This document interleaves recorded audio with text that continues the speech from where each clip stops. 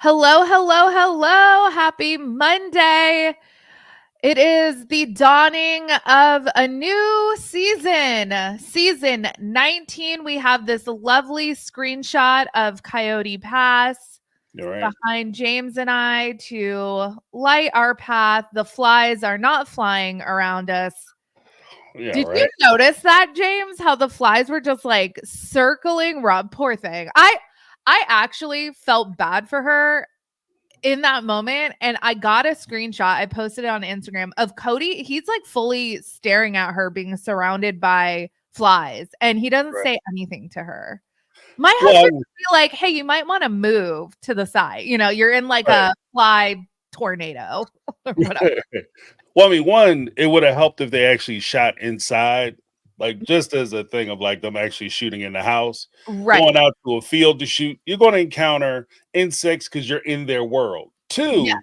Two, it did kind of strike me that flies are attracted to shit. So if Robyn's full of shit, then that might explain a few things. It was like, what's that? Was it Pigpen on Charlie Brown that always has like the like circle of the dust circle, like dust and shit around him? It was like that. right. Yeah, it was disturbing, like how many flies were out there. I'm like, and all those flies, because again, they talked about how the prairie dogs out there are sick. And so the flies are attracted to their excrement. And if they're dealing with a lot of the sickness and they're floating around you, and they're landing on you, they're biting you and stuff. So Yeah. I don't know. Like what Yeah. are we doing? And she should have invested in some of that off spray, is what I'm thinking. Intro that we have. Hold on one second. I just froze. Are you good? Yeah, I'm good. Okay. Sorry. I think it was my internet just like skipped or something. But anyways, let me play the new intro that we have, Three Rings Falling, and we'll see you guys in about 20 seconds. We'll let the room load up.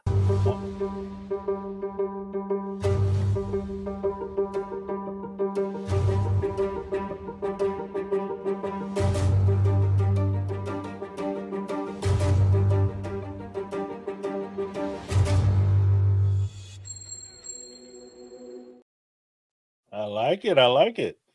What were your overall thoughts on the episode? I think that I kind of said it last night, included it last night. I think that season 16 was like the opening where you saw wife get tired. Then Christine left in season 17, and it was pretty much her departure story. Season 18 was pretty much Janelle's departure story. I think that they're gearing this up to be season 19, Meri's departure story. It also struck me a little funny that the order of their marriage, obviously but the order of their marriage is Meri, Janelle, Christine, and then it went 1, 2, 3, and now it's going 3, 2, 1. So yeah. Meri really brought it last night for me. She was bringing all of the sass. My favorite line from her is that I was committed for 32 years. I should be committed for being committed. Like Meri, that was great. Right. Little chef's kiss. You know what? I can sympathize with her desire to be committed to this situation and trying to be committed to Kody. And there also comes a question, even with that, I was committed to being committed, and maybe I should be committed, that maybe her commitment wasn't necessarily to Kody. And that's one of the ways that I think a lot of folks look at it. They see it as, oh, she was super committed to Kody. Whereas I think she was super committed to being committed. She was committed to being married, not necessarily to the person she was married to. Yeah, which is a little different. And with this whole family structure, you're not just committed to one person, you're committed to the family, you're committed to the kids. And I will say, I think Meri was committed to all of that, a lot more than say Robyn, but we'll get to all of that. I wanted to go over some housekeeping items. So I was watching, and I was telling James right before we went live, I was watching on YouTube TV, and I was watching 90 Day Fiance as I was waiting for Sister Wives to start. And like that show is so dumb, and Right. something stupid happened. I was like laughing at just the absurdity that is 90 Day Fiance, and then all of a sudden the black comes on, and they're telling us that the footage that we're about to see was shot in late 2022, and Garrison passed in March of 2024. He was loved and he will be missed. And that really, I knew it was coming. I knew they were going to say something because they had to acknowledge it. But it still took my breath away. And it was like a gut punch just right off the bat. And then, you know, the episode itself is just absurd, but it's just the forever reminder that like this family has been through the ringer. Right. And even with the like, I do appreciate the precursor where they're coming in and saying like, look guys, just so you know, the events that we're about to watch are 2 years ago. Like, so a lot of this happened not only pre-Garrison, but according to them, this is a continuation, like a 2-week continuation from the time that Meri and Kody were sitting on Coyote Pass, and Kody finally confronted Meri and said, look, I don't want to be married to you anymore. And then Robyn sat there and cried, oh, I wanted my sister wives, and the whole thing. So this is like 2 weeks post that. Yeah. So that helps a little bit, because as we had talked about earlier with what you had said, it helps a little bit, especially as you listen to Kody talk so callously about his relationships with his kids. Yeah. Because, you know, otherwise, if you could have something like that happening, you still maintain that these little rat bastards should be trying to contact me, then there is something wrong with you, you know. I think what we're going to learn is that there's just I think he's just wired completely differently. I certainly don't understand it. The things he's saying, like when the fact that he thought that he could legitimately sit there, and obviously I think his confessionals that we saw in this episode were shot prior to March of 2024, but that he actually would sit there and tell us that he suffers from FOMO. Yeah, right. Well, my favorite part of so for real right now. Like, are you kidding me? Right. My favorite part of the FOMO commentary is that somehow I made a decision that I don't want to be a part of their life. And now they're trying to punish me because how dare they continue on with their lives with my absence present? Like, somehow they're punishing me because they have lives now that don't involve me. Yeah. So I thought that was super cute. Like, good job, buddy. Yeah. The other thing I heard is that I was listening to Amy Archer from Little Miss Recap and Ace and Caitlin from Shit Talk. Last week, they did like a what are we excited about going into season 19? And Amy said that she had heard that this season is going to be 24 episodes. Wow. So that's 6 months. And if we count 6 months ahead, that means that this season is going to end right at the 1-year anniversary of Garrison's passing, like right around then. So it seems like they're gearing up to have some sort of touching tribute to him. So right. Yeah.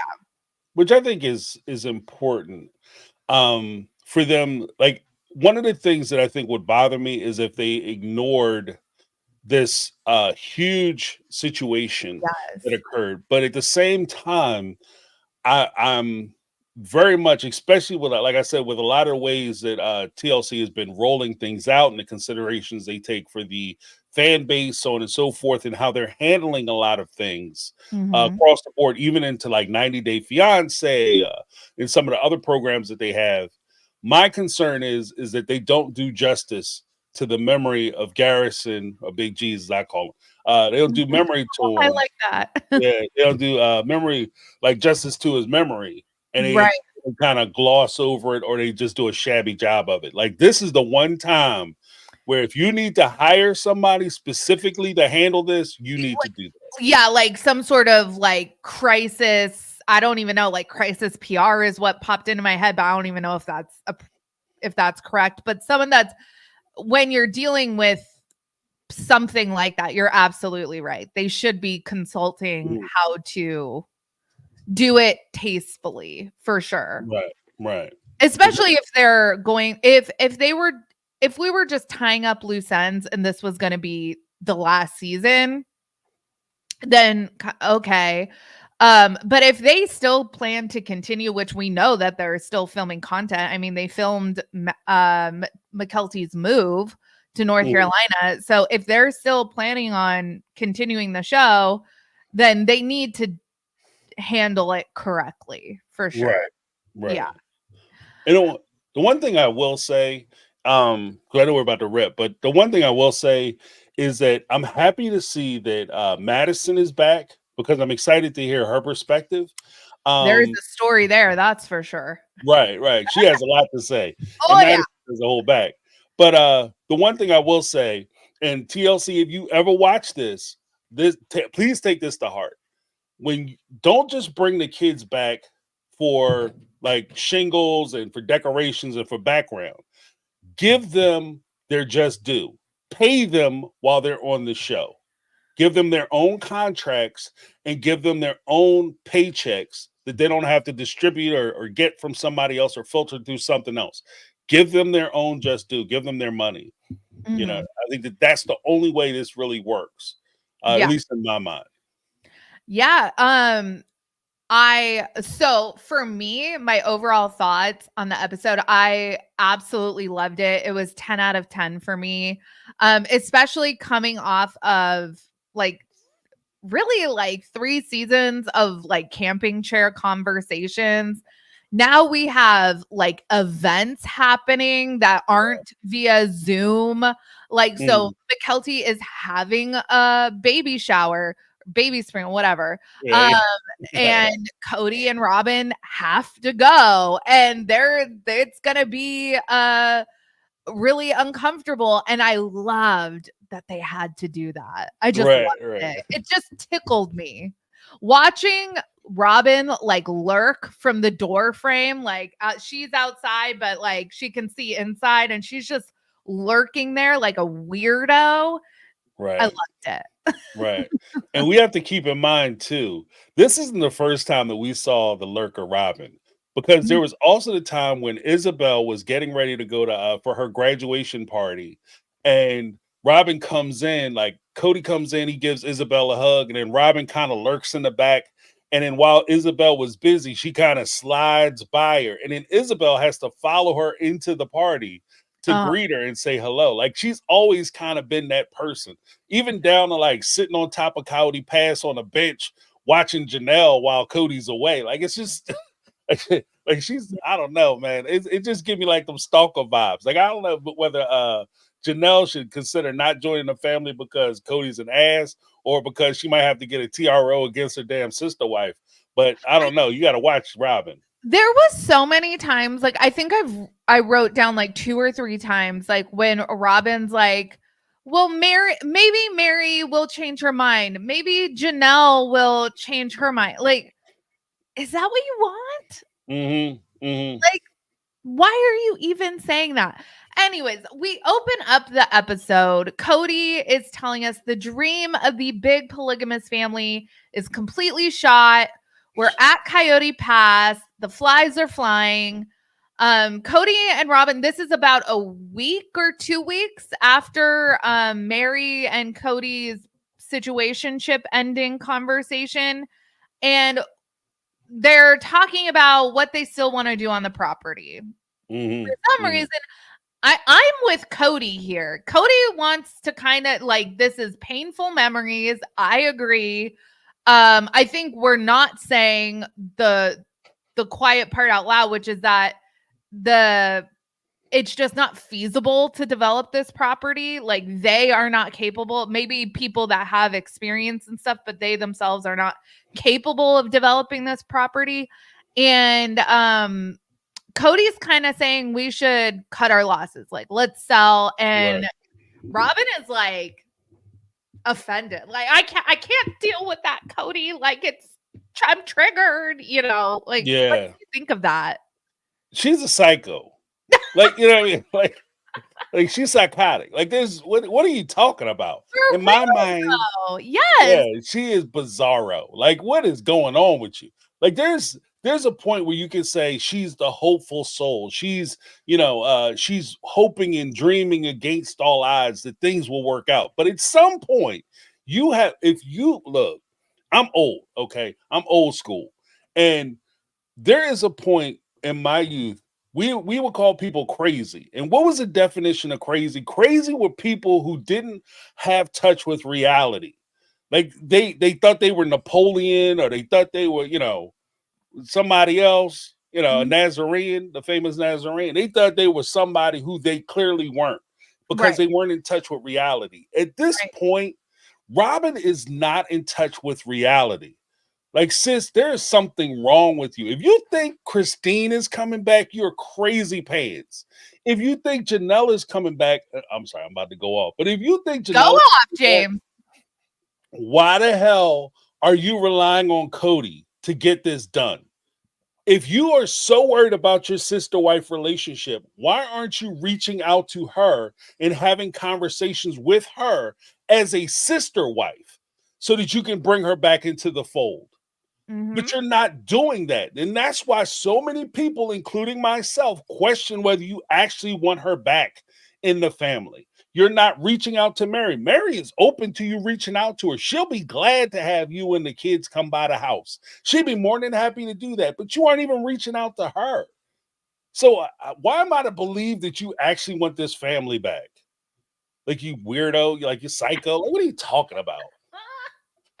I love this energy because I think I say shut the fuck up, Robyn, in every video I make now, because it's just like you just bug. She bugs. She just bugs. And that's why she's surrounded by bugs.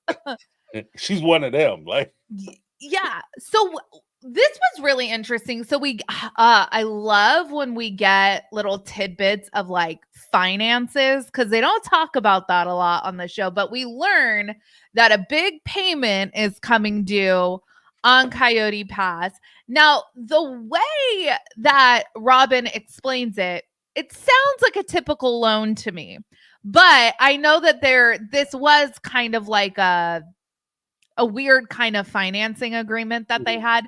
Anyways, they have to like a certain date. They didn't do like a traditional like 30-year fixed mortgage or something. It was like you have until like you have 2 years to pay it off. If you don't pay it off, we're going to repo it, essentially. So that's what they're being faced with now. And now Kody, I think, is being very realistic. Like, okay, so we're gonna pay it off, and then what? Like, and what was so hysterical to me is he's still being like, okay, Robyn, where do you want to put your house?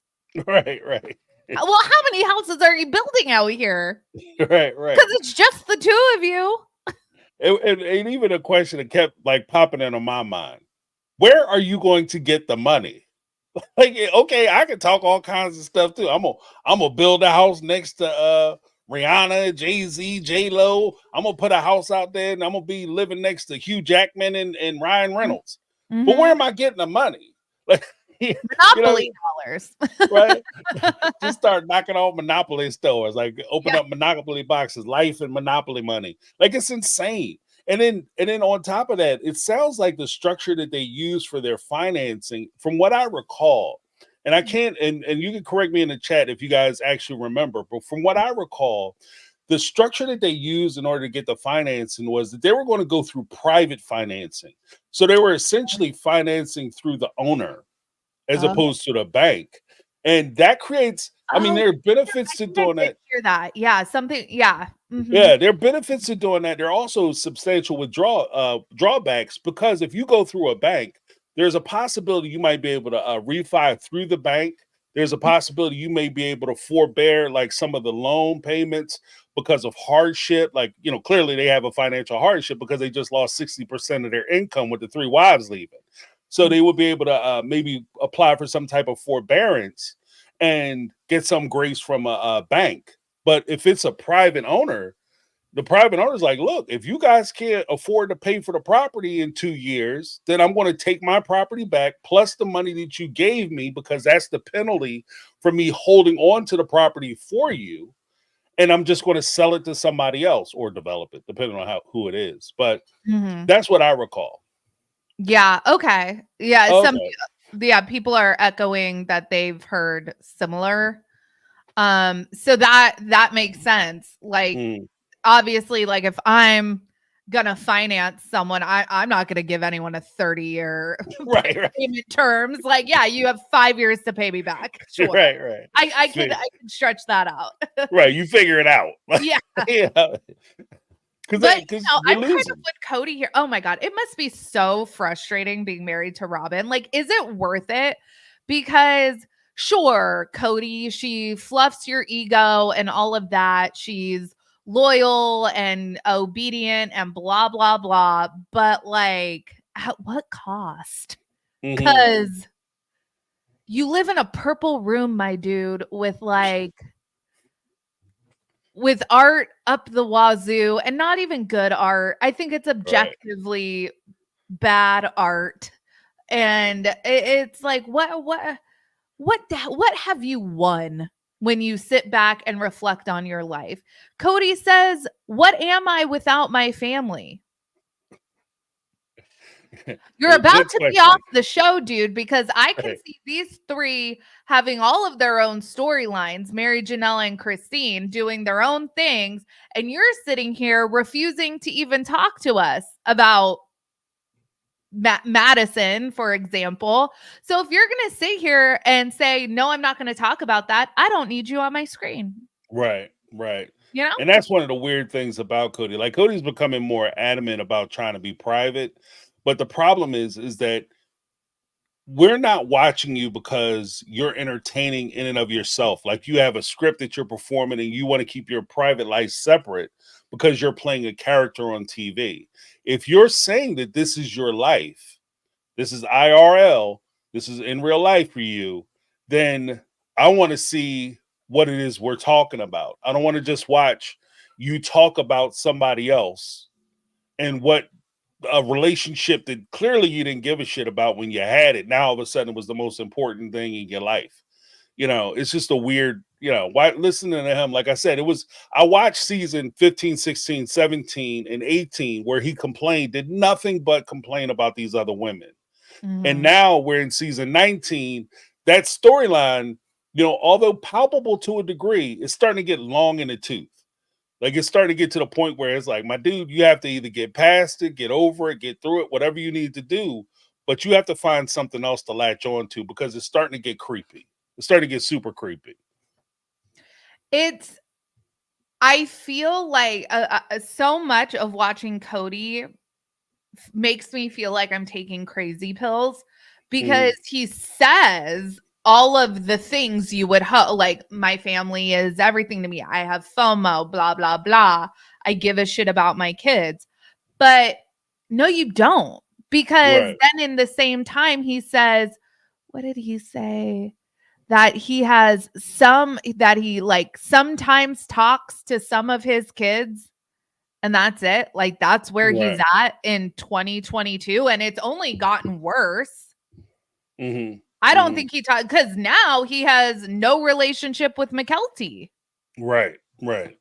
And I think that it's him. Like, and that's the weird part about it is that, like, the sad part about this whole situation is his failure isn't just his own because he had a supporting cast, like even with the OG3 to Robyn, everybody for 30 years has told this man that he's the center of the universe. And he messed around and started to believe that bad press. And he started to believe that this is actually the case. And one of the sadder things is watching him, like, I know we'll get to it in a bit, but like when he comes into that party, he fully expects the whole party to stop and be like, Cody! And Yes. everybody come running over and celebrate him and lift him up on their shoulders and start singing Hoya, Hoya, Hoya. That's what his expectation was. Yes. But the reality of it is that you're just some dude who showed up. You're just another one of the guests. Nobody's stopping anything. They look over their shoulder. Hey, if that, and they just keep playing their game, you know? Yeah. And it's, imagine walking into the room that 90% of the people would rather you just weren't there. Mm-hmm. Mm-hmm. Yeah, that's a hurt piece. Like, we have these certain events, like, we know that they're gonna be at together, but eventually, and now that we know that his relationship, like, and all of these are like events for Mykelti. So we had this baby sprinkle. Then we know that Robyn was there when she gave birth. And we know that David and Cody meet at Gwen's engagement party. Mm-hmm. But like, going forward, as his relationship has deteriorated more with his kids, what is he even going to be invited to? Right. So, like, in two seasons, let's say, I don't see him co-mingling with anyone besides Robyn at all. Right. And so if he's gonna sit there and refuse to answer questions, then truly you don't need to be on the show. Right. You don't have a place anymore. Because even like he said, because he gave one of the strong indicators that I had said before that would be a problem for him moving forward. And that is that because he doesn't have contact with these other people anymore, because he doesn't have that relationship with them, then how are you supposed to effectively communicate your disdain and dislike and distrust of people that you don't talk to anymore? You don't know what's going on in their lives, so you can't even talk about what's happening with them.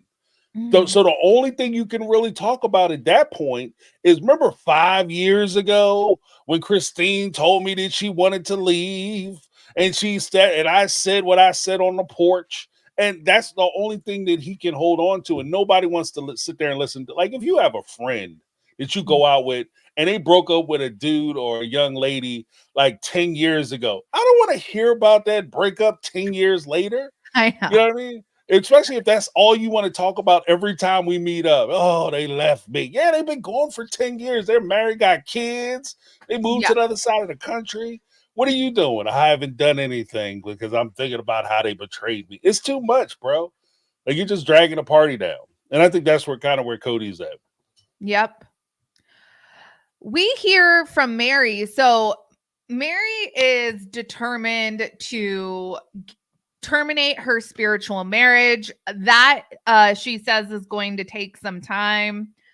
But one of the things that Meri talks about that I think is that really just infuriated me on behalf of her is that she moved to Flagstaff because Cody led her to believe this was an opportunity for a fresh start for them. He was going to work on things with her. And so she acquiesced and she moved. And remember, like, Christine too. Christine didn't want to move, but Cody made that comment, like, every day can be your birthday if you move to Flagstaff. So he's straight up lying to all these women to get them to move. And it's like, this is diabolical. Right. Well, you know, and the sad part is that nobody on the show, because I know, like, YouTubers, you guys, a lot of people in the chat will see it for what it is. We all understand that it was a financial decision for him to get Christine, Janelle, and Meri to sell their homes in Las Vegas and come to Arizona. It was strictly a financial decision. Now, he weighed, like, the emotional entanglement as kind of a carrot in front of their eyes to get them to sell their homes and get them to move with him. But push comes down to shove, ladies, he needed your money. He needed you to sell your house so that him and Robyn could afford to do the things that they wanted to do. He wanted to cash you out. And that's what it was even with Meri. Like, so she cashes out her house, which, if you think about it, watching Kody and his supposed ownership over Christine's house that he didn't put a down payment on, he never made a payment on at all. He didn't put any money on it, with the exception of helping to do the down payment that he was repaid back for. And he still thinks he owns half that house. Imagine with Meri's house in Las Vegas, they were married. So legitly, he owned half that house. There was no way he was going to let Meri sit in that house that he felt he had ownership over and he had money into. And then all of a sudden, like, had she stayed in that house, ironically, that house would now be worth, what is it, like a 1 million, 1.2 million? I think they just sold it for. Something around there, yeah. Yeah. So she would have had like the McMansion basically, and with more equity because they only paid $400,000 for those houses. Yep. So yeah. Kody claims he did attempt to start fresh, but quickly realized he has the ick from Meri, and he couldn't fake the funk. So he was like, no. But he was right around. Consider it. Right, exactly. He wants the points for the consideration. Well, because he figured out he had the ick right around the time that the check cashed. Like, as soon as he looked at his bank statement, that money went through. He was like, I can't stand her ass. What was I thinking? Because that's pretty much what it was. And the same way, he sat there and said when he was trying to reimagine his history when they were on Coyote Pass, and he stood there and said, "Oh, the reason why my family fell apart essentially was because I wanted the one house and I wanted my family all together. That's why the family fell apart. It wasn't the COVID rules. It wasn't the fact that I was an ass. Rules. It wasn't Robyn. I wasn't spending time with him. That ain't had nothing to do with it. It's because I wanted one house and I wanted to have my family all under one roof. That's why I no longer have a family." So that's kind of like I could have stayed with Meri and we were going to work things out in Arizona is on the same page of bullshit as we wanted one house and that's why the family fell apart. Like, you know what I mean? So Robyn thinks that there could be some healing this year, James. Like maybe Meri will still build, and maybe he and Janelle could figure things out. Literally, my note is, girl, are you intentionally obtuse? Like, what? Like, do you even like Janelle? Because it's so interesting that the last affection that he has for another woman aside from Robyn is Janelle, but Robyn clearly has the worst relationship with Janelle's kids. And that is why Kody has a really bad relationship with Janelle's kids. It's because of Robyn. And like, there's no need to dance around that. That is why it is. They blame Robyn for taking their dad. Right. And that's actually that's an excellent point too, because it's a cyclical issue, because they blame Robyn for taking their dad, and Kody can't have a relationship with the kids because they blame Robyn. But at the same time, Janelle admits that the reason why the marriage or the union between her and Kody fell apart was because how he was treating her kids. So it's a round and round we go in that scenario, because he can't treat the kids good because the kids don't treat Robyn good, but because he doesn't treat the kids good, Janelle can't be with him. So in order for, again, if Robyn is serious, Robyn, if you're watching, I know you are, psycho. Hi, like and subscribe. Right, like and subscribe. Come on the show. We'll talk about it and I'll help you. But if you want to get back in with Janelle, what you do is you have to go through her kids. Now that's maniacal as hell, is evil as hell, it's manipulative as shit, and I acknowledge that. But the only way that she's going to be able to repair the relationship so that she can sit on the porch with her sister wife Janelle is if you get Kody to mend fences with her children. That's the only way she's coming back. So get to work, Robyn. Good luck, because her kids are not dumb people. So you're not going to be able to go to them with the fugazi. Noticed, like, at the shower, or sprinkle, whatever, Aspen went and hugged her dad, and Robyn said hello. Like, Christine's kids are pretty cordial, and we know that at that time McKelty had a good relationship. So, but it's really like Christine's kid, or I'm sorry, Janelle's kids that are like, and then we'll talk about Madison when we get to Madison, but it's really Janelle's kids that are setting, it seems like, hard boundaries. Right. It's not just Gabriel and Garrison. I think Gabriel and Garrison took the brunt for many years, but they were just the ones appearing on the show. Right. Well, because Gabriel and Garrison were also the ones who were around. Right. Because Still Savannah was home. Yeah. Right. Yeah, because Savannah was a minor. Gabriel and Garrison were living in the house during COVID. Maddie was off with her husband Caleb in North Carolina, and Logan was off in Vegas. So and Hunter was in Baltimore. So it wasn't really like they've had an opportunity to have like come in conflict with Kody because of the way he was treating their mom. Because Gabriel and Garrison and Big G's and them, like rest in peace, but at the end of the day, they had front row seats to see what was going on with their mom and how in their opinion, and I'm just speculating here because I don't know, they weren't calling me, telling me, but give me the 411. But from what I gather, they were the ones who were sitting there watching their dad not come around to see their mom and not picking up the phone and not, doing the things that he should have been doing, spending time with their sister. So they had a front row, and it's nothing like, it's one thing for a son to call a mom up. Like if Logan, and this is just my imagination, but if Logan calls Janelle up and say, hey mom, how's everything going? Janelle strikes me as the kind of parent, she could be upset. She could have just literally stopped crying about Kody not coming around, and she'll tell Logan everything is okay. Oh, everything's fine. You know how it is. Okay, all right, great. But Garrison and Gabe are sitting there listening to their mom complain and cry and be upset. Texting Logan like, nah, dude, this is how it really is. Blah, blah, blah. You won't believe this bullshit. Right.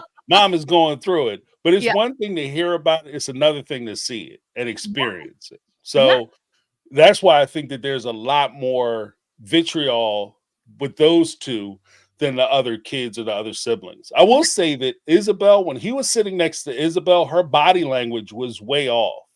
Oh yeah, these kids are uncomfortable around Kody, and that's really sad. Right. You build this mega family that you just abandon. It's like, you're pathetic, dude. Right. Well, because, the sad, like, what's crazy to me is, like you said, like, you build this mega family and you don't have, like, these familial ties or relationships. The way they talk to each other, even with Christine's kids coming over greeting him, they greeted him and showed him the same deference that you might show somebody who you went to high school with.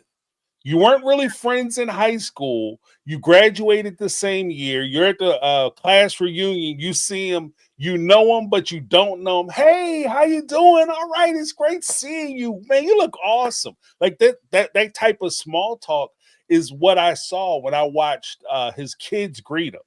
Like, this isn't the way kids greet their parents, especially a parent that they haven't seen in a little while. And it's like I said, like you said, it's sad that you built this big, huge family and you're a bunch of strangers.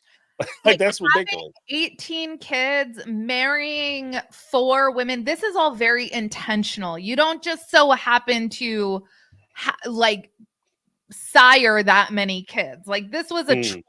You made these choices. And like, I just think that you're so pathetic. Like it's really and the audacity to sit there and say things like you have FOMO and like your family knows you have FOMO. No, you don't. Because if you did, Gabe wouldn't sit there and tell us that it's been that someone could have literally gotten pregnant and had a baby in the time that he's seen you. If you really have FOMO. Right. And imagine, and that's what's crazy too, because I know a lot of folks, especially as parents, there's a lot of talk about like all the things you miss in the first early stages of a child's life. Like if, within the first year, 2 years, they're walking, they're talking, they're potty trained, these are like big life events. They get a little older, they learn to ride bikes, and these are big life events, going to school. But when they're young adults, they're starting to experience the world in a new way in and of themselves, kind of similar or parallel to the experiences they had when they were young kids and learning to walk, talk, and everything else. Like these guys are stepping into their adulthoods, and he's absent and missing a lot of that time. And again, that's a sad thing. Like you said, if Gabe or Garrison or even Isabel or somebody went out and they met somebody and they had gotten pregnant, like you would have missed their entire pregnancy. You'd miss the birth of their kids' perspective. Like how Kody sat there and learned that Isabel was moving through the producer. Yeah.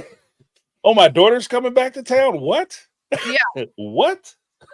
She's moving from the East Coast back out here. What? Oh, this is just them trying to torture me. Right. And even with that, that's an excellent point too, because even with that, Kody didn't say, "Oh my goodness, my daughter is moving back to town and I had no idea." I have to take accountability. I have to, do an inventory of myself to figure out why I don't know these things. Mm-hmm. He looks at it and says, "What, Janelle helped him move? Huh, likely." Yeah. And he's mad at Janelle because she helped. I know. Janelle hates you so much, dude. She's not even going to call you. She would rather move herself than call you for help. Right. That's insane. It's insanity. Yeah. Like the whole thing is just insanity. It's sad as hell. Like, yeah. If it wasn't a TV show, like if this was somebody I was sitting there talking, you at a bar or you sitting in church or wherever you go on your Saturday, Sundays, whatever. And you're sitting there talking to somebody and they were telling this story, this would be the saddest thing anybody could say to you. It'd just be terrible. This is an excellent observation. Kody Kody hates his exes more than he loves his kids. Bottom line. Right. I agree with that. Yep. I agree with that. So we're at the baby sprinkle. Mm-hmm. First, we get the knife in the kidney replay. I love it. I can pretty much, I think, recite that scene word for word with how often I had some comments in my Facebook group last night. Like, did we really need that replay? I was like, for me, always replay that. I will always be like, wasted. Like, I can't get enough. The sacrifices that I made. Wasted. But Kody tells us that he hasn't seen Christine in months, which makes me believe that means he hasn't seen Truly in months. But then someone pointed out to me that perhaps he's doing like drop off and pickups at McKelty's so he can avoid Christine, which is entirely possible. But I think maybe if he did do that, maybe once or twice. But I really don't think he's seeing Truly. What do you think? Yeah, it's sad, but I think that that's probably accurate. And to be honest with you, this is one of the points where maturity has to rule the day. I understand people are upset, people are bitter, and people are angry that people leave and you feel betrayed. But when push comes down to shove, you have to have a certain level of maturity when you're co-parenting so that you can be a part of your kid's life. Like, because regardless of whether, he's seeing Truly, like he's dropping, like they're picking them up, doing pickup and drop offs over at McKelty's or whatever the case may be. There are going to be things that happen in Truly's life that Christine is going to be notified about. And if you can't have a conversation with your ex about what's going on with your kids, then you are going to be missing out. If she's having disciplinary problems at school or some issue, she's getting picked on or bullied, and she needs somebody to talk to, you're unaware of that because you're too immature to pick up the phone and be able to have a conversation with your wife or your ex-wife. And that doesn't help anybody. Because you're going to have like these baby showers are going to keep happening, especially with 20 some odd damn kids, 18 kids. Baby showers, marriages, funerals, christenings, all that stuff is going to keep happening. Birthday parties every year there's going to be a birthday party for these kids. So you have to be able to figure it out. You have to. Yeah. And in that respect too, I think Christine needed to also like step it up there a little bit. But I think Christine has eaten enough shit over the years that I think I was perfectly okay with her. She wasn't like rude to anyone, but I was perfectly okay with her being like, yeah, I don't really feel like being overtly friendly. But then Robyn tells us that she's really nervous because the last time that she was around Christine told her that she didn't want a relationship with her or her kids. And I'm just like, that is not what she said. Right. Not only is that not what she said, that's not the last time. We watched it. The last time she met with Christine and was on a place with Christine that we know about was actually when she went over to the party that McKelty had arranged. This is well after they had the conversation on the porch. You know what I mean? Like, so even that, like, you guys have to go back, Chris, Robyn, Kody, I know you guys want to redo your image. Please go back and review the assignment because you're forgetting key factors and key things that have happened in your storyline. The last time wasn't when Kody stood on the porch and cussed her out and talked about knife in my kidneys. That wasn't the last time you spoke to him. The last time was when you guys were acting super awkward and Kody told Truly that she couldn't play with Solomon because you wanted to be an asshole. That's the last time. If anything, that's the last time. You did that. So take responsibility for your part in it. And again, Robyn, if you want to have a relationship with Christine, you have to build a relationship with Christine. It's not going to happen because your husband was once married to her and he pushed some kids into her. Then automatically you have a relationship. If you want a relationship with her, go over there and say hello. You know what I mean? Extend yourself. It's not about you putting out an olive branch and overextending yourself and kissing her behind. How are you, Christine? I hope you're doing well. If she would have walked up to Christine and said hello, Christine would have said hello back. Yeah. You know what I mean? But you guys are acting like weirdos, floating around the party. Cody, did you see what Kody floated up on Christine trying to get her to talk to him? Like they were It's so awkward. And then Christine even points out that she noticed at the party that Kody and Robyn were the outsiders. It wasn't her. Right. Yeah. And my wife pointed out too that they were actually in Christine's house. Like, that is McKelty and Tony's house. Oh, was their house? Okay, I thought it was Christine's house. But if you're gonna go to her house, you have to be comfortable with the fact that you're gonna see her. But if it's McKelty's place, they have to be comfortable with the fact that you're gonna see her. Totally. Get over yourself and just deal with it. You know what I mean? Yeah. So Kody has this theory that if his wives are trashing him to the public, then he can't even imagine what they're saying to the kids in private. So really, the reason why he doesn't have relationships with any of his kids is clearly because Janelle, Meri, and Christine are just shit talking him all day, every day, which is not actually happening. Right. And here's the thing, like if you have a relationship with your kids independent of their mother, then you don't have to rely on the mother to tell them anything about you because they know who you are. But if you don't want to come around and the only time you want to see the kids is through the mom and you want to filter all your interactions with your kids through the other parent, then yeah, you don't have a relationship with them and they could tell some false information or misleading information about you. So either way, bro, this is the bed that you made.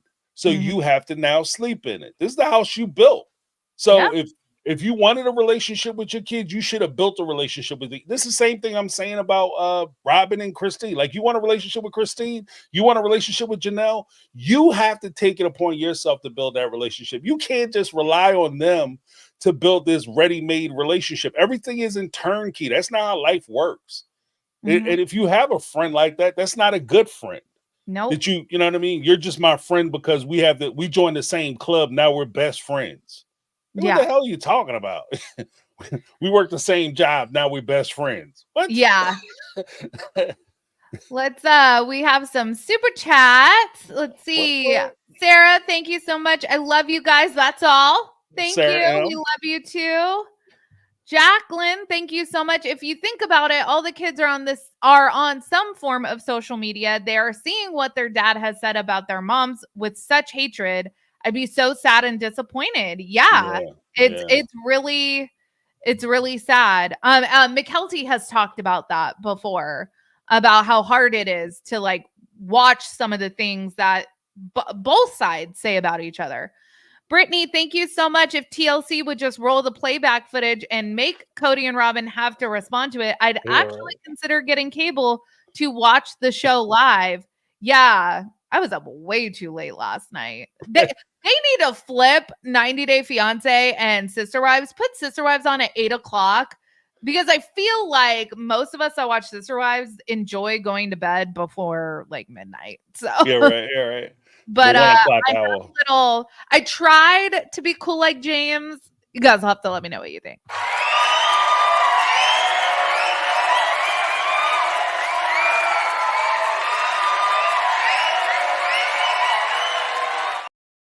Awesome. That was a little long. That was like 10 seconds. That's awesome. That's a long 10 seconds when it's like that's the only thing going on. You're celebrating them, you know what I mean? Nah, it wasn't the cool like move. The dance guy. Yeah. Oh my goodness. Oh, and another one. Thank you, Anthony. The only kid I saw Kody approach was a little tender, and once again, where was Sabin's kids? Yeah. Well, I kind of understood Robyn not bringing them to McKelty's sprinkle.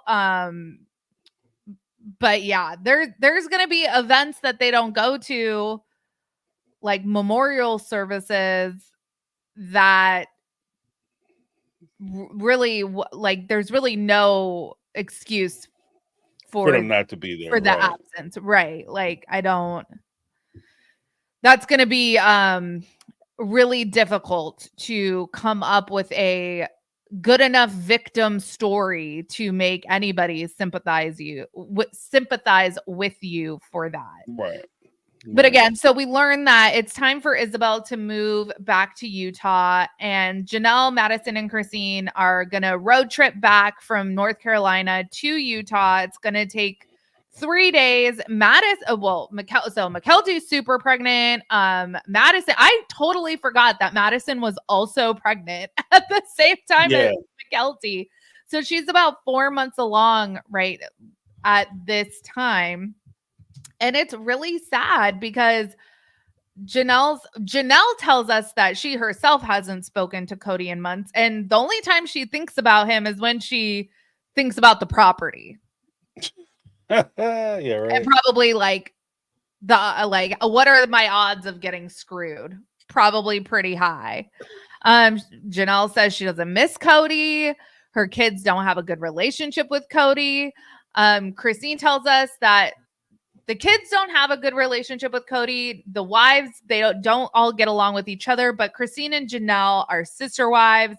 They have that bond. They are still a family. Right. I thought that was sweet. Yeah. Right. I mean, I think that pretty much explains the show, though. Like you get end scene right there because, you know, the two of them have a bond. Again, one of the funnier parts of it to me is that if you listen to Christine and Janelle describe their situation. They have a bond. They have a sister-wife bond, even beyond the big picture that Kody keeps talking about. Oh, I have to look at the big picture because that's something that he always stirs out, the big picture. Not the picture, but the picture. That Utah accent. Right, the Utah vernacular. But Yeah. he turned around, and when he started talking about like the one big house, he said the reason I couldn't have the one big house is because Christine kept complaining about Janelle and complaining about Meri. Never said that she didn't want to move into the big house because she didn't want to move in with Robyn, because they have a functional marriage. He just put it off on OG, like the other OG three. Like the three of them couldn't get together. That's why we couldn't have a big house. And my family fell apart. But when I listen to him talk about the big picture, one of the things that always sticks out to me is that when he talks about the big picture, he's talking about himself. He's not talking about any of the other family members. He's talking about how these people relate to him. Whereas with Janelle and Christine, they see the other facets of the picture. To them, what the other members of the family are active participating members of their big picture. For Kody, it's all in how it relates to him. And I think that that's the subtle difference in how he treats these relationships, which causes his entire family to fail. And why he's, sitting there struggling with FOMO now, apparently. Yeah. Well, he can sit there with his FOMO. Let's pop on over to Vegas. Meri is going to visit her friend Brandy. I love Brandy. I want more of Brandy on our TV. Meri delivers the news that she and Kody are officially done, and Brandy just says, "Does Kody know that?" I was like, "Yeah, right." Yeah, right. But Brandy's happy that things are finally over. I think Brandy's echoing what anybody who knows Meri personally, it's like finally. Right. Right. Yeah. And even then, like, I think that one of the struggles, because Brandy, even Jen to a degree, they remind me of the friends who sit there with their friend who's heartbroken or, their relationship fails or whatever the case may be. And they're the friend that's trying to help them put it back together. While they're doing that, they have to listen to them over and over and over talk about all the terrible things that this person is doing to them. And they also have to listen to their friend's refusal to leave this person who is doing all these terrible things to them. Like, it's a very difficult situation because this is somebody you care about and you're listening to them being ripped apart emotionally. And you're trying to say, look, just leave their ass alone because you would be so much happier if you just left them where they are because they're not adding to your life. Oh, but I love them. Oh, we can work it out. Like, oh my God. So I think that's why she was so relieved and so happy and excited that it's finally over. Cool. Like, we could turn the page. I think she was relieved that Meri was like accepting that it was over, and my notes were like, and you are accepting this, right, Meri? Right. Like, we have really good momentum this episode, so let's keep it going. Right. And I think that's no, go ahead. Read that. Oh, I was just gonna say, Tracy, thank you so much. Kody and Robyn need deep psychological help and act mature. Yeah, for sure. Right. For sure. Like both of them, it's like obviously I am not a mental health professional, but there are some very obvious like personality disordery type behaviors occurring, and it's like how like this was the eventual outcome. There was no other foreseeable conclusion to this family storyline other than eventually the kids are going to grow up. They're going to say, I don't actually need this in my life. And they're going to cut ties with Kody. That's going to be the impetus that these women need to say, yeah, we don't need this either. And then Kody and Robyn are going to be on an island by themselves. Right. With a bunch of cruise ship artwork. So good for them. Right. Thank you so much, Teresa, for the super sticker and another super sticker from Hillary. Thank you so much. Let me just play my thing one more time.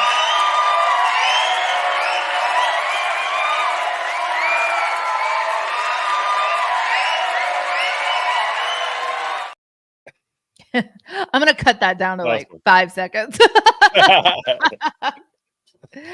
But yeah, so then okay, so we're popping in, we're popping around, we're all around in this episode. We're in Utah, we're in North Carolina, we're in Vegas, we're in Flagstaff, which is more action than we've seen on this show. So I was a little like sensory overload there for a minute. But so we're back in North Carolina, we're packing things up, and we learn that there's like a major rift between Madison and Cody.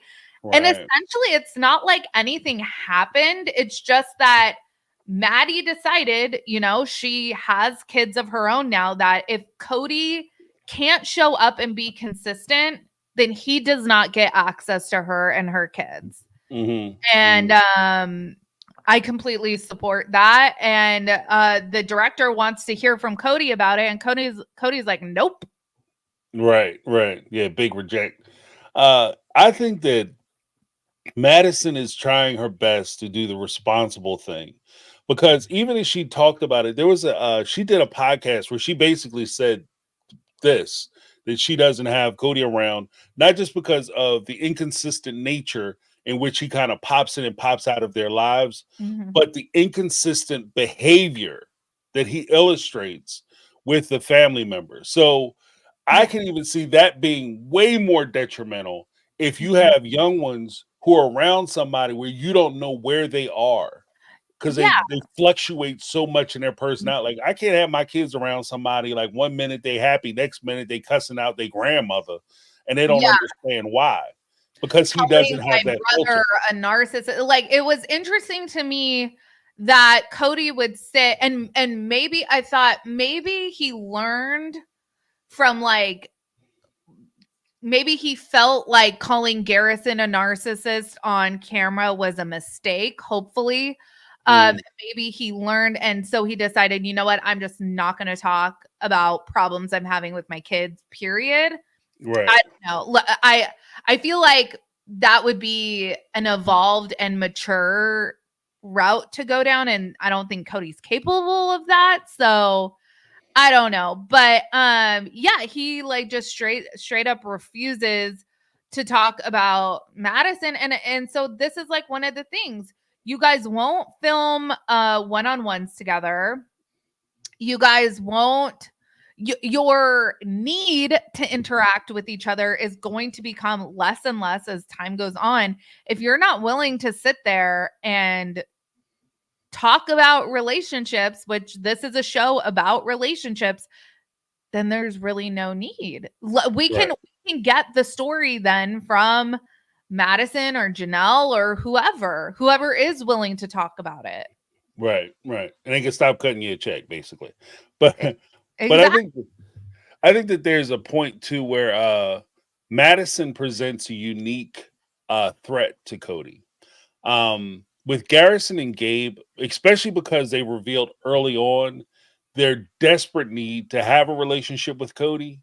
Like, I feel like he felt a certain sense of security when it came to his relationship with Garrison and Gabe that he doesn't feel with Madison, because she is so independent and she did move away from the family so quickly. Once you figure once Madison hit the road and she went to college, like, she just kept pushing out. The only time she came back was when she got pregnant. She moved back into Janelle's house for a little bit, and then they moved again. Like, they moved across the country. So she has a sense of independence that I don't think Cody could wrap his arms around. So I think that he fears her and saying negative things about her because he's afraid. Deep down, I think he's afraid, or at least realizes, that if he pushes too hard on Madison, she's already cut him off, but he will not have a way back with her. You know what I mean? Because she might be that serious. And then I kind of always, I don't know, I just kind of always assumed that probably the kids that weren't appearing on the show probably still talk to Kody somewhat, like their relationship wasn't all that bad, but now I'm starting to think that I don't think any of them have a relationship with Kody at all. I don't think Logan does. I don't think Hunter does. I think Hunter and Logan just keep it classy on like social media and stuff, but I don't think they have any time for him in real life. Right. Well, because that would make sense too, because you don't want them because with Hunter and Logan, if Kody doesn't know how, because it strikes me, and this is just the interpretation I get from watching the show, it strikes me that Kody can't have a healthy conversation about Janelle or anybody who knows Janelle without bringing up about how she destroyed the family and how she's not giving him a chance and how it's not right and how she's the Teflon queen and how she's, calling her a bunch of names. Like, and that just doesn't fly when you're dealing with her children, because her kids know her and they know this, they're familiar with all the players in the situation and what was going on behind the scenes. So you could have that conversation with them because they know all the players, but this is their mother. And he might see it as, well, because they won't talk shit about their mom with me, then they're betraying me. No, it's not that they're betraying you. It's just that they don't want to betray their mom. That's their mom, And so I think that's why he doesn't have a tighter relationship with his kids as he could, because they saw what he did, and he probably can't stop talking crap about them too. Well, Robyn jumps in and she tells us that she thinks Kody needs to like reach out to his kids, but the kids could also reach out to him. Like, right. The phone goes both ways. Like, they keep telling us like the kids should put in an effort, but it's like you say things go both ways, expecting things to only go one way, expecting things to only flow to you without having you to put in any effort at all. Right. So that isn't things going both ways. Right. Well, Mykelti has told us as much, that things, even when things were the best of the best between Mykelti and Kody and Robyn, like things were 75% one way, and then Kody and Robyn might show up to a baby shower. Right. And the weird part is that it's like going over to a friend's house and helping them move. Like you have a heavy ass dresser or piece of furniture, and they say, okay, you just grab the end. You grab the end, the heavy end of the dresser. And when you look over the dresser to see what they're doing, they're standing there with their hands in their pockets. So I'm moving the dresser. And that's kind of the relationship boundaries that they have with their kids. Like, the kids are supposed to be doing all the heavy lifting, and they're just supposed to receive all the benefit of their kids doing all the work. And that's why it doesn't work. But one of the things I thought you were going to mention was Robyn saying that, I've been divorced before, and I know that you're not supposed to shit talk the other parent. Like, lady, you took your kids away from your ex-husband. I had that note and I skipped it. So thank you for bringing that up. Yes. Like, girl, what? And again, it's like, we've watched the show. Right. What are you talking about? I guess you didn't badmouth him at all when you went to court and said that he wasn't shit as a parent and you took his rights away. Like, you literally had a whole ass other dude adopt your kids. What are you talking about that you didn't what? Right. Oh my God. And this is why they struggle. This is exactly why, to be honest with you, this is why Robyn and Kody struggle in their likability ratings on the show. Like, because you guys are just idiots. Like, you're right. When she sits there and says, I feel like the idiot, you're right. You're absolutely right. You're going to need to stop giving me so many sound bites, because the more you say idiot, the more I'm like, I'll clip that. I'll clip that. I'll clip that. I'll clip that. Have just a montage with some background music. Yes. Well, someone who's not the idiot, Ms. Deb 1021, thank you so much for the super sticker. You guys are awesome. There is over 1,600 between both of our channels in the chat right now. So if you haven't yet, like and subscribe. If you're on mine, pop over to James. If you're on James, pop on over to mine. That would be awesome. Hillary, thank you so much. Was truly on the show last night. Yes, I saw her a couple times. Yeah. None of the kids, except for McKelty, was the only one who got like a couch confessional.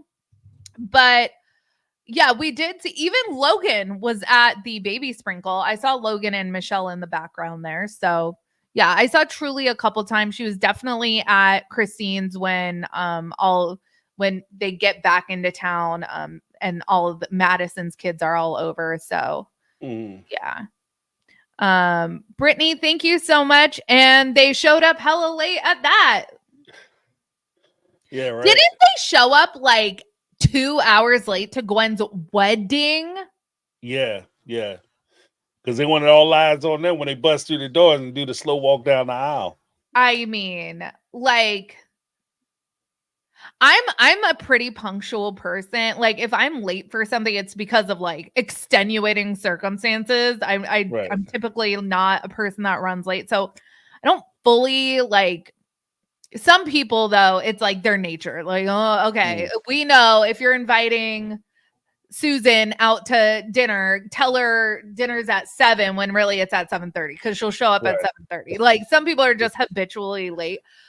But when it's like a wedding, right, that's like an event. And I know these people don't work like traditional jobs, but it's like start times are not optional. Right. Well, because the crazy part is that if it was the reverse, like if Kody and Robyn had some event going on and Gwendolyn and them were supposed to show up, there's no way that they would tolerate them showing up late for that event. Like, they would have been on the phone blowing their spot up. Like, where you at? You should have been here 20 minutes ago. It starts at 7 o'clock. You should have been here at 6:15. I don't understand what the problem is. So it's just a lack of respect on their part for the people that they're dealing with. Yeah, and I think if I remember correctly, I think what McKelty said is that people actually didn't know if Kody and Robyn were going to come to Gwen's wedding. Mm-hmm. So imagine, like, just not even knowing. Probably you're like an hour or so into the event. Oh yeah, probably they're not going to come, whatever. And then they show up. It just the like inconsistency, the unreliability. It's like that would drive me crazy. Right. I'm the type of person, like, I crave stability. That would drive me crazy. And I think that I can appreciate that about Madison. It's like, okay, I don't want to change, Dad. I don't want to change you as a person. But you are inconsistent and unreliable. And I don't want to have to consistently explain that to my kids. Mm-hmm. And I feel like that's totally fair. Well, but I think that there's also a point too, where if you look at, and again, this is one of the benefits, one of the drawbacks, but yet one of the benefits of having a show that's been on for 19 seasons now, because we could look at Gwendolyn's situation and say, wow, they showed up late to that. They showed up late to the baby sprinkle for McKelty. They showed up late to graduations. We've seen that, where the kids were graduating from school and Robyn was coming in late because she couldn't figure it out. Like, apparently this mom of 3 kids didn't realize that it might take you a little longer to get 3 kids ready because it's her first day as a parent. I know. Her nanny wasn't working that day. Right. Yeah. The nanny took off and she actually had to take the kids with her. What do you mean I have to take them with me? We've seen that. But at the same time, conversely, we've also seen at least 2 instances where, one, she gets pregnant and she wants to move closer to her family. So she uproots the family and moves to Vegas so that she can be closer to her family when she has her first child with Kody. Also, we see her uproot the entire family and move her family to Arizona because her son is going to college in Arizona and she wants to be close to him for Arizona. So she does have the capacity for consideration. It's just that she doesn't have capacity for consideration when it comes to other people and other people's kids. And I think that that's what Madison is also talking about, because you don't consider my kids. And until you learn to consider them, then you can't be around them. Because if you can't take them as people, then you don't deserve their time. And I respect that, Yeah, completely. So we'll put a pause on that and let's pop back on over to Vegas. We're gonna continue the conversation between Meri and new friend Brandy that I love. Meri reveals that she and Kody. So okay, that uncomfortable picnic was like their 30th wedding anniversary, I think.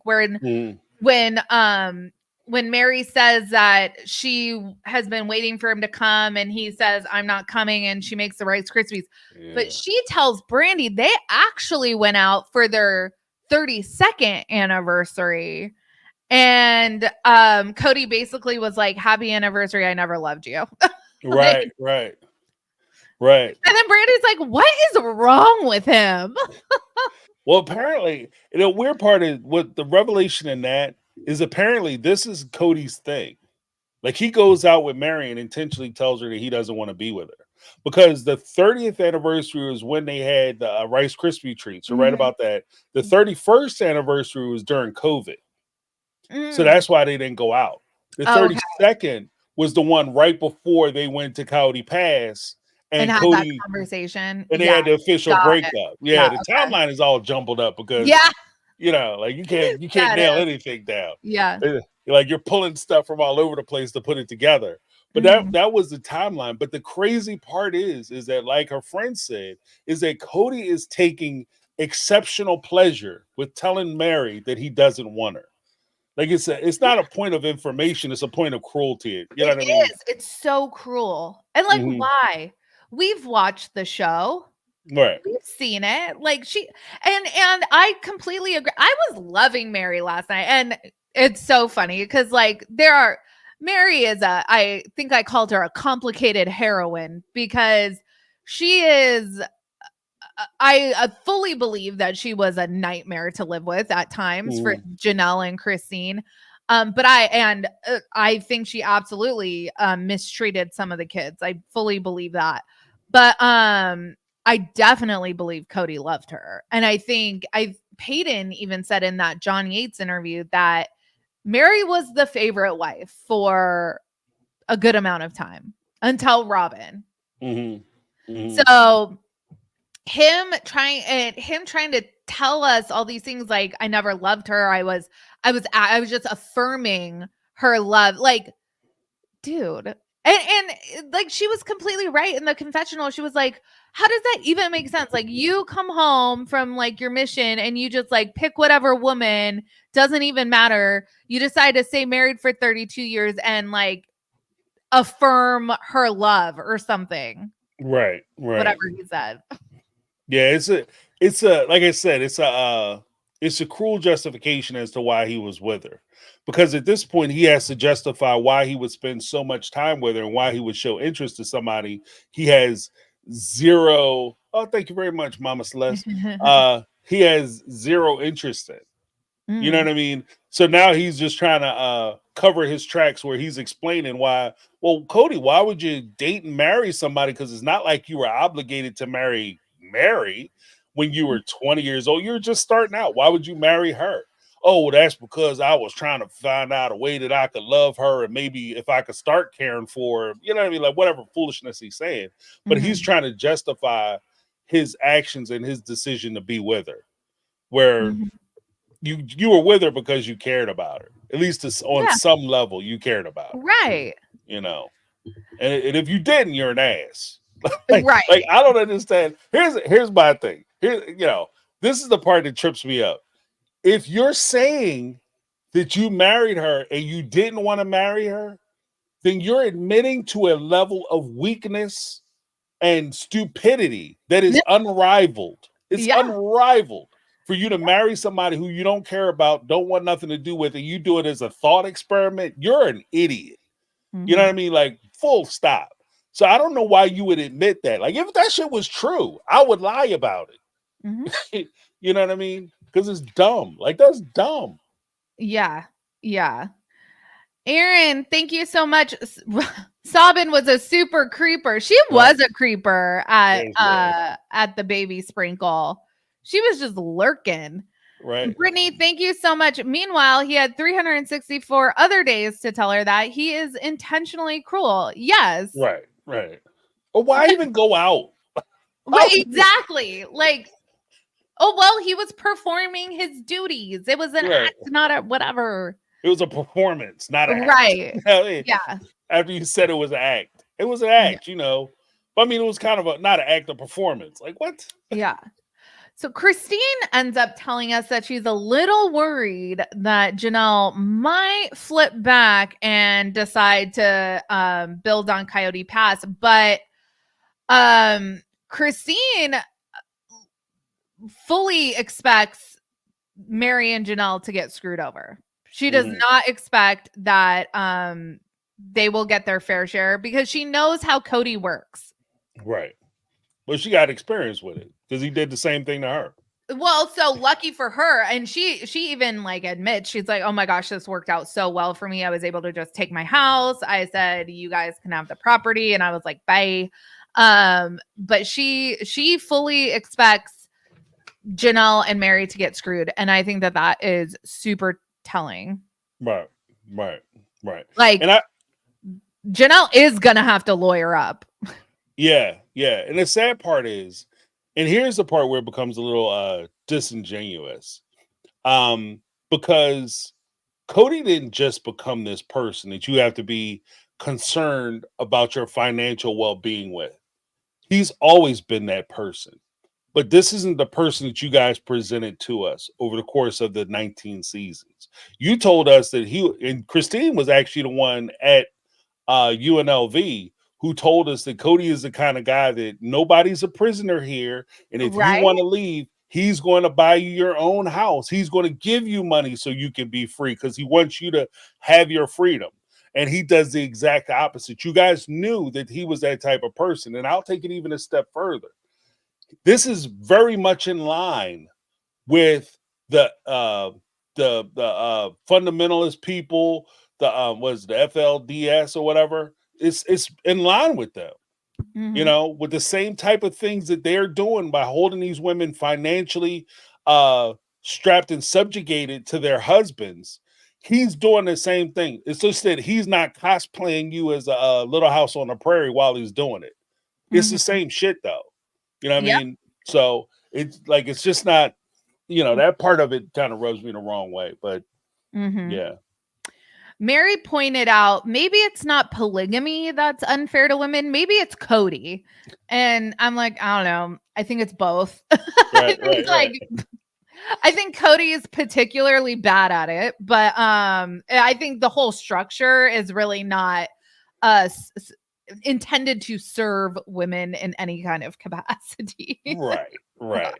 And that's the big point, is that at the end of the day, the problem that I have with at least the way polygamy is being portrayed to us is that it relies on the kindness and benevolence of the husband to treat his wives with respect, because Kody could operate in the system and just treat the women according to the system, and you pretty much have what Kody did to the wives. Like, he just did what the system allows him to do.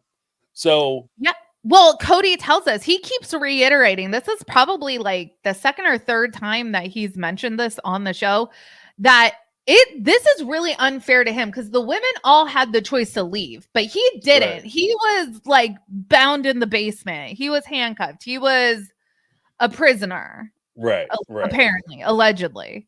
It's like, I don't get how that's even true.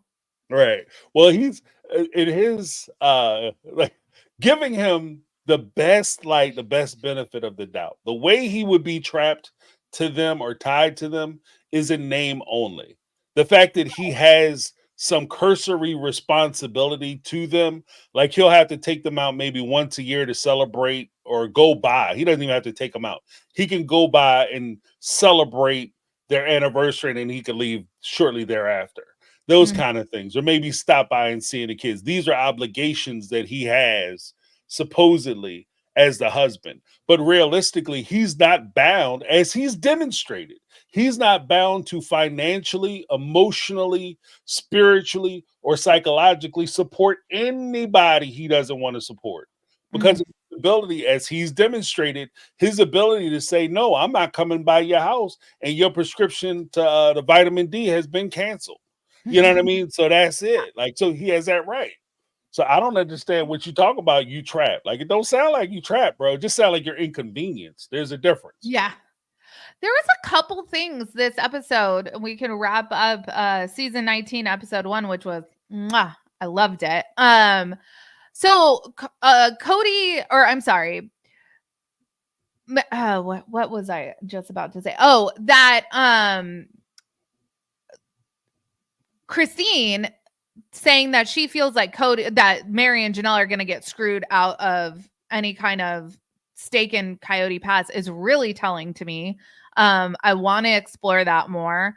Then at the very end of the episode, Meri tells us that she doesn't believe that Robyn has a bad heart, even though other people in the family believe that she does.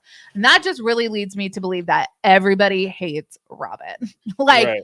The problem has been deemed and determined to be Robyn. Cody has spent 2 years trying to tell us that the problem is not Robyn, but everybody knows that. I think even McKelty said during her confessional, like, gosh, when I think back to 14 years ago, like right before Robyn came into the family, how happy we were. Like, what changed? Right. What was the catalyst? Yeah. What would you say happened at that time to really shake things up? Right. Yeah. All of a sudden you stop hanging out with your family. I wonder what it was. But it's the one thing is that it's weird to me that Meri is still Team Robyn. But in as much as she says she has, and again, I don't know, maybe they have a lot of off-camera experiences with each other that leads her to believe this, so I can't discredit her opinion. I'm just saying that from what I see a woman who stepped into your family, reaped a lot of the benefit of being in your family, and she stepped over a lot of bodies to get those benefits. And Meri was one of those bodies that she stepped over. Mm-hmm. And, you know, the same way, and unfortunately, for, you know, crazy as it is, how you do one thing is how you do all things. Because she's so willing to give Cody the grace that she gives Cody for so long, despite how he treats her, it begs the question, is she doing the same thing for Robyn, giving Robyn grace where she shouldn't be giving Robyn grace? I think she historically has. I think, though, we really saw it last season where Meri, it's starting to click that, like, hey, Robyn is telling me one thing, but all of her actions don't back that up. So Robyn clearly is motivated by something that's not family. Because if she was, she would be making a concerted effort to put the family back together. Right. Or even like, because even with independent of, and this is the weird part, because we see Christine and Janelle, they have a defined relationship with each other that's independent of their relationship with Cody, because they don't have a relationship with Cody now and they still have a relationship with each other. So what that tells me is that they're not, the concept that these two women, Meri and Robyn, could have an independent relationship with each other that's separate and apart from Cody's relationship with either one of them is not a foreign concept to either of them. If Robyn so wanted to have a relationship with Meri, she could have that relationship with Meri, but she chooses not to. Right. And for a long time, Meri wanted to, and correct me if I'm wrong, maybe I'm misreading it, but I've always felt that Meri wanted that close relationship with Robyn and Robyn's kids. She wanted to have that. I agree. I'm under the same impression. Right. And she dropped the ball the whole time. Meri's underlying motivation was getting good with Robyn that would score her brownie points with Cody. But I do think that she did want to have like a big family relationship, and right, that just never. Meri was only good, I mean, as we see with Janelle and Christine too. Meri was only useful for how much money she was forking over. Right. And that actually segues really good into Aaron's super chat. Thank you so much. We should legalize polygamy. It's not my thing, but it would protect women legally. I mean, Janelle said that last season. Let these women go after child support and I don't know, alimony or whatever, but like, God, you do that virtual house tour and you see just the amount of shit that they have bought with other people's money. Right. And it's infuriating. Right. Well, I mean, a part of the problem is that as a if just in my machinations, unless they come up with some kind of redefinition of partnership or like alimony or palimony, some way to redefine it where it goes beyond just a partnership and they actually have a union or tie or responsibility between the sister wives, you could still have a situation like they have in Arizona where Robyn, all the paintings, the Rolexes that Kody has, like he has like I think at least 6 or 7 Rolexes, different Rolexes that he owns, the cars and everything else. If that's all in Robyn's name or a part of that union, then the other wives wouldn't be able to touch it because you would only be able to go after the husband and what the husband has. And then at what point are we going to how deep are we going to allow the women who want to leave these relationships? At what point, like how far are we going to allow their quest to try to get money for themselves out of that relationship so they can go off and be happy? Will we also allow their desire to be happy to impact the other women who are still remaining and the kids who are still there? Because you could have, if you, especially in a poorer family, you could have one wife leave and completely financially decimate the entire family, including the other children, the other wives, and so on and so forth. And this is where it becomes hyper difficult to legalize this. Like I get it. I've also said that I wish that there was a way to legalize it. I just don't see a feasible way that we could do it where it's equitable to everybody involved. Right. You know what I mean? And that's where I think a lot of the it's not necessarily that the legislators hate polygamy. It's just that they don't see how they can actually do it in a way where you don't have a Robyn. Like say, just in this instance, you have a Robyn come into the family late in life. These women have been married to this man for 20, 30 years. They help them to build up a certain life and lifestyle. She comes in at the last minute and she cleans them out. Yeah. You know what I mean? Or puts them in a situation where now they have to start selling property. They start after selling houses. Kids have to come out of colleges and stuff because new wife wants a new pair of shoes. So it's like that's where I'm kind of torn. Like I don't know. I wish there was a way we could figure it out to give the protection that people need, but it's uphill thing. Yep. What do you got coming out this week, James? All kinds of videos. I know, right? We just entered our busy season, right? Right. I'll be dropping all kinds of videos. So I have like you guys certainly won't be lacking for content from all of your favorite creators. That's for sure. Yeah. There's gonna be a lot of videos coming out. So yeah, just keep an eye open. Make sure you subscribe to the channel. Make sure you ring the bell for notification for both our channels because we'll be dropping videos all the time. Like even with some of the stuff that we talk about, we'll be going more into detail. I'm sure both of us. Correct me if I'm wrong. I don't want to speak for No, you're totally right. Yeah. But we'll be going more into detail. We'll be giving more spins and more perspectives on things that we noticed during the course of the episodes, maybe even harken back to some of the other materials outside of just this episode. So you'll have like the benefit of having the historical knowledge of a lot of the things that have happened in the show is that we can tie back to a lot of the things that we've seen and we can open up for those bigger discussions that you guys will be aware of too.